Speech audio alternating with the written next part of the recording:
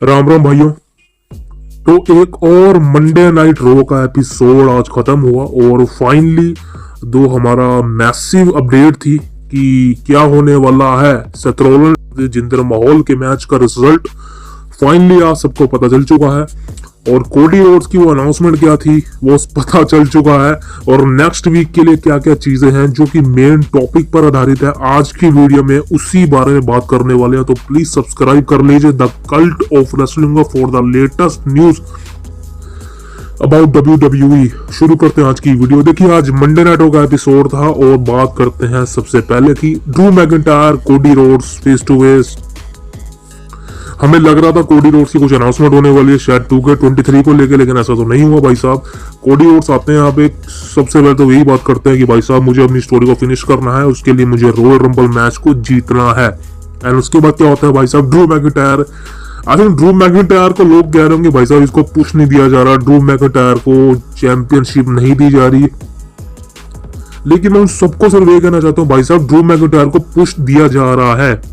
Drew McIntyre हर show के kick off में आ रहे हैं, कभी सीएम पंक के साथ इंटरप्ट होते हैं, कभी सेथ रॉलिंस के साथ, कभी आज कोडी रोड्स के साथ। तो कौन कहता है कि भाई साहब ड्रू मैकिंटायर का पुश खत्म हो चुका है, ड्रू मैकिंटायर को बुक नहीं किया जा रहा है।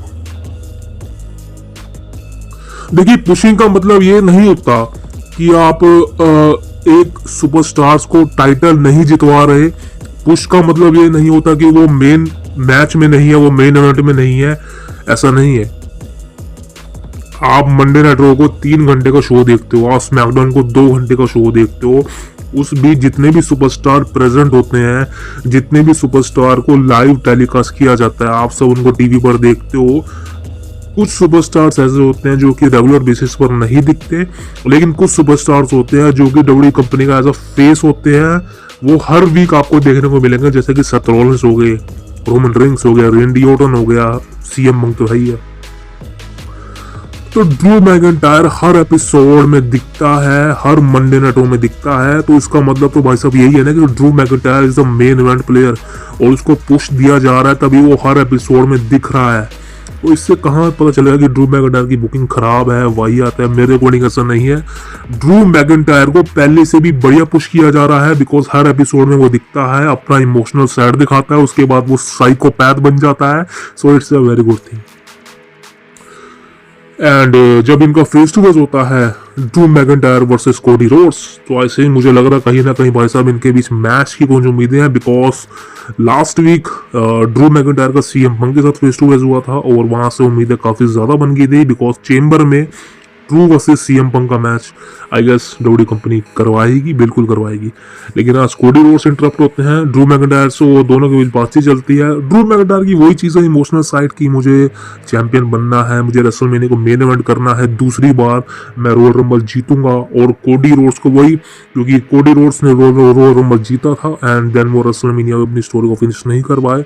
सो ड्रू मैकिंटायर कोडी रोड्स को इसी बारे में टॉन्ट करते हैं एंड कोडी रोड्स कहते हैं कि भाई साहब मैं इस बार जीत के रहूंगा। एंड ड्रू मैकिंटायर उसके बाद फिर इमोशनल साइड दिखाते हैं अपनी और कहते हैं कि हाँ तू डिजर्व करता है, तुझे अपनी फैमिली का पहला चैंपियन बनना है और मुझे लगता है तू इस बार कामयाब भी हो जाएगा, लेकिन सबसे पहले तेरी स्टोरी फिनिश नहीं होगी, मेरी फिनिश होगी।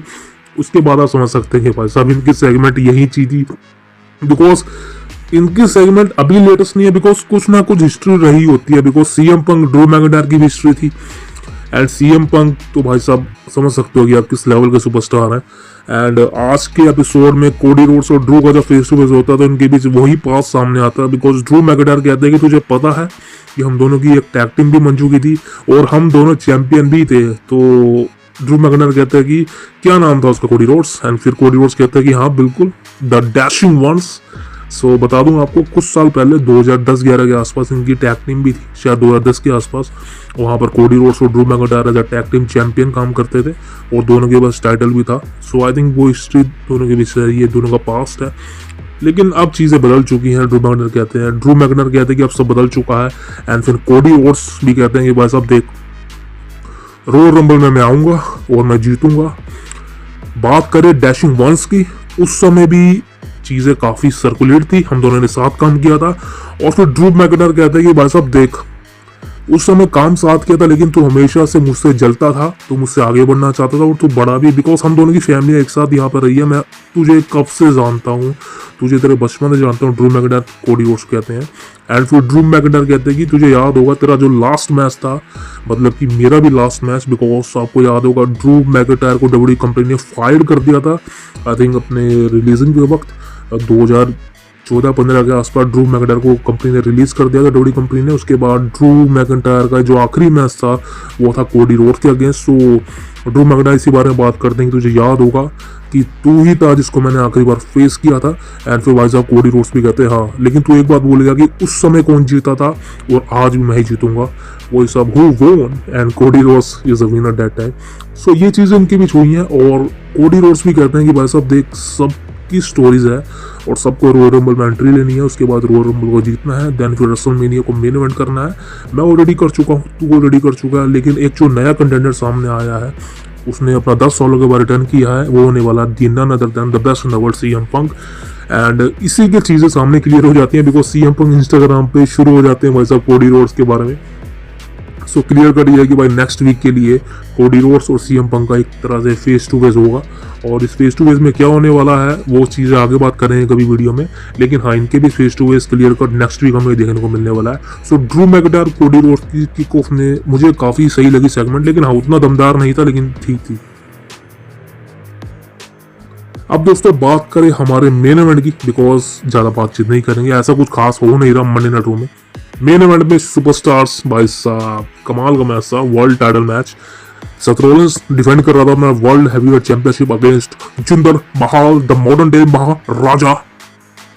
अब दोस्तों इस मैच में सबको लग रहा था कि जिंदर महल जीत जाएगा, जितने आप सबको भी लग रहा था, लेकिन मैंने कल की वीडियो में कह दिया था भाई साहब जिंदर महल नहीं जीतने वाला, जिंदर महल नहीं जीतने वाला, क्योंकि समझ सकते हो आप, क्योंकि पर्सनली देखा जाए तो मैं जानता हूँ कि सेथ रॉलिंस की जो टाइटल रिंग है वो एक तरह से लेजेंडरी बन चुकी है, उन्होंने हर इवेंट में टाइटल डिफेंड किया है, विक्ट्री अर्न की है। सो मंडे नाइट रॉ में वो भी जिंदर महल से वो क्यों हारेगा, और आप जानते हैं कि मेरी प्रेडिक्टेबल थी, मेरा स्पॉइलर कितना कंप्लीट था, और मैंने कहा था कि सेथ रॉलिंस रिटेन करेगा और वही हुआ, सेथ रॉलिंस, और मैंने कहा था सेथ रॉलिंस ने अपना टाइटल को रिटेन किया एंड फिर जिंदर महल को हरा दिया। लेकिन भाई साहब देखा जाए उनका मैच कैसा रहा, सो यार इनका मैच कमाल का था। जी हाँ, ओवरऑल देखा जाए जिसको हम कहते हैं ना कि भाई साहब ये है हमारा main title match for the main event of the evening, Monday night Raw का main event. Seth Rollins Jinder Mahal is one of the best match, and I think मुझे ये match Drew McIntyre versus Seth Rollins से भी कहीं बढ़कर लगा, और Seth Rollins और जिंदर महल ने अपना 100% इस मैच में दिया। और भाई साहब वीर महान और उसके साथ इंदू शेर जो भी हैं वो भी आ गए थे भाई साहब जिंदर महल को सपोर्ट करने रिंग साइड पे, लेकिन देखा जाए इनका मैच कमाल का था, किक आउट देखने को मिला और खल्लास मारी थी जिंदर महल ने सेथ रॉलिंस को, फिर उसके बाद सेथ रॉलिंस ने किक आउट किया एंड उसके बाद जो स्टॉम्प मारी सेथ रॉलिंस ने, उसके बाद 1 2 3 सेथ रॉलिंस ने रिटेन किया अपना वर्ल्ड टाइटल। लेकिन जिंदर महल ने दिखा दिया भाई साहब कि वो एक कमाल के एथलीट हैं, कमाल के रेसलर हैं। लेकिन मुझे एक चीज़ की काफ़ी मतलब कि मुझे सही बताऊं यार, मेरे को ना इस चीज़ से काफ़ी बुरा लगता है कि इंडियन फैंस को यूएस की नज़र में वो रिस्पेक्ट नहीं मिलती जो वो डिजर्व करते हैं। सही बता रहा हूँ मैं आपको, एंड ये चीज़ मैं ऐसे मैं देखिए वीडियो बनाता नहीं इस टॉपिक पर, लेकिन आज जब मैंने शो का मेन इवेंट देखा वहाँ पर जो फैंस थे, मैं मुझे कोई प्रॉब्लम नहीं, बल्कि अगर आप सेथ रॉलिंस और जिंदर महल में से चूज करोगे ना, मैं जानता हूँ कि आप सेथ रॉलिंस को ही टाइटल रिटेन कर देना चाहोगे, आप नहीं चाहोगे कि जिंदर महल टाइटल जीते, क्योंकि मुझे पता है भाई साहब, क्योंकि बहुत से fan, Indian fans Roman Reigns के फैन है, सेथ रॉलिंस के फैन है, सीएम पंक के फैन है, लेकिन इंडियन फैन इंडियन सुपरस्टार्स के बहुत कम फैन होते हैं, बिकॉज हमारी कंट्री का सुपरस्टार और वहाँ पर अगर वो चैंपियन बनते हैं तो हमारे लिए प्राउड की बात है। लेकिन देखा जाए तो आज मंडे नाइट रॉ में जितने भी वहाँ डब्ल्यूडब्ल्यूई यूनिवर्स था उसकी तरफ से जिंदर महल को कोई रिस्पॉन्स ही देखने को नहीं मिला। अगर अब बू भी कर देते ना वो भी हमारे लिए बहुत अच्छा होता है, बिकॉज चलो जिंदर महल को बू तो मिल रही है लेकिन कोई रिस्पॉन्स नहीं देना, इसका क्लियर मतलब होता है कि भाई साहब डब्ल्यूडब्ल्यूई कंपनी को पता चल चुका कि जिंदर महल को कोई भी रिस्पॉन्स नहीं देता। अगर फैंस किसी सुपरस्टार को रिस्पॉन्स देना बंद कर देना तो भाई साहब उसका पत्ता काट देते डब्ल्यूडब्ल्यूई कंपनी, आपको याद होगा। और यही कुछ चीज़ें हुई थी, और आपको याद होगा ग्रेट खाली को पुश इसलिए मिला था बिकॉज वो एक जायंट था, और मुझे तो अभी भी यकीन नहीं होता उसने अंडरटेकर को हरा दिया था। So is one of the biggest thing. भाई साहब आप अंडरटेकर को हरा रहे हो, वो भी अपने डेब्यू मैच में, is one of the biggest thing. लेकिन आज के समय की बात करें तो भाई साहब जिंदर महल और तमाम इंडियन WWE सुपरस्टार्स को वो रिस्पेक्ट कंपनी की तरफ से नहीं दी जाती जो वो डिजर्व करते हैं। ये बात आप एग्री करेंगे मेरी बातों से, और आप बताइए मुझे क्या सोचते हैं आप इस बारे में। लेकिन आज का मैच देखा जाए तो एक one of the best match था जिंदर महल के करियर का और सेथ रॉलिंस के भी करियर का, बिकॉज सब कुछ देखने को मिला। और आई थिंक कहीं तो भाई साहब कमेंट में पढ़ रहा था मैं, अगर आपने ट्विटर पे मेरे को फॉलो नहीं करा हो तो भाई साहब ट्विटर पे फॉलो कर लीजिए मेरे को, वहाँ आपको अपडेट मिलेगी लेटेस्ट, सारे वीडियोस के लिंक मिलेंगे, डायरेक्ट लिंक, आप उनको यूट्यूब पर देख सकते हैं वीडियोस को। सो ट्विटर पे भाई साहब बवाल मचा हुआ था, बिकॉज फैंस जो है जिंदर महल को सपोर्ट कर रहे थे कि वो चैंपियन बने, चैंपियन बने, चैंपियन बने, हैशटैग भी चला रखे थे। लेकिन देखा जाए तो भाई साहब सेथ रॉलिंस एक डिफेंडिंग चैंपियन है और उसने आज भी अपने टाइटल को डिफेंड किया। सो ओवरऑल देखा जाए सो आज का मंडे नाइट रॉ मेरे अकॉर्डिंग एक कमाल का शो था। हाँ, उतने ज़्यादा हाइपनेस देखने को नहीं मिली रॉयल रंबल के लिए, लेकिन अभी के हिसाब से भाई साहब देखा जाए तो शो सही था और मेन इवेंट तो भाई साहब बढ़िया था, सही था मेरे हिसाब से। तो दोस्तों ये थी आज की वीडियो, उम्मीद है आपको वीडियो पसंद आई होगी, तो प्लीज़ सब्सक्राइब कर लीजिए the cult of wrestling for the latest news about WWE। जय माता दी, जय श्री कृष्ण, मिलते हैं आपसे कल।